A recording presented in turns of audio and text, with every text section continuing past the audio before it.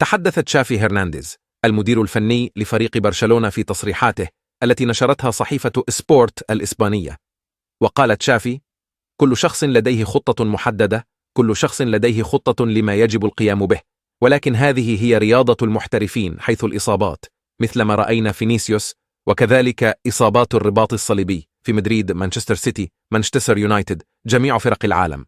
وأضاف: هناك إصابات لأن الجدول متطلب للغاية، واللاعب لا يستطيع أن يقول كفى. إنه أمر لا مفر منه، لقد حدث لي نفس الأمر، ومع التقدم في السن يحدث أكثر من ذلك إلى جانب التعب والإجهاد. وواصل: بالنسبة للاعب جوندوجان نعلم أنه تعرض لضربة في الظهر، بالأمس شارك في جزء من التدريبات، دعونا نرى اليوم، غدا سنقرر، من حيث المبدأ سيكون متاحا. وأردف: بالنسبة لرونالد أراوخو هو في حالة جيدة جدا، هذا الأسبوع إذا سار الأمر بشكل جيد سيكون قد تعافى كليا. وعن فيران توريس وتطور أدائه هذا الموسم قال: أستطيع أن أقول لكم لقد أخبرته بالأمس إنه يتمتع بالكثير من المزايا، لقد سخروا منه في السابق وأنه لم يكن جيدا، وانظروا إلى ما فعله، إنه مثال، لديه قدرات عظيمة ويمتلك القوة الذهنية، ونحن نثق به، هو يستحق ذلك، إنه قدوة ومثال.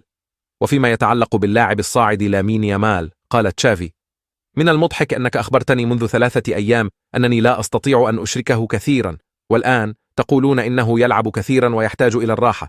سنعتني به، سواء لعب أكثر أو أقل، علينا فعل ذلك. يمكنه أن يستمر في كونه مهما للغاية بالنسبة لنا، لديه تجهيز جيد وموهبة وشخصية. وتحدث تشافي بسخرية عن تواجده ضمن المرشحين لجائزة أفضل مدرب في العام من قبل الفيفا، حيث قال: أضحك لأنكم تتحدثون عني بشكل سيء، وألقيتم الكثير من اللوم علي هذا العام، ولكن بعد ذلك تواجدت ضمن المرشحين لجائزة الأفضل. الفضل في ذلك يعود إلى النادي وجميع اللاعبين الذين هم الأبطال.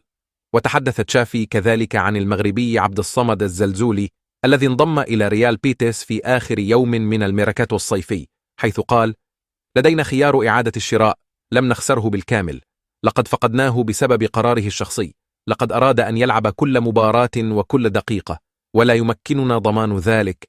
لا أعلم ما إذا كان سيتحقق له ذلك مع فريقه الجديد، أتمنى له الأفضل.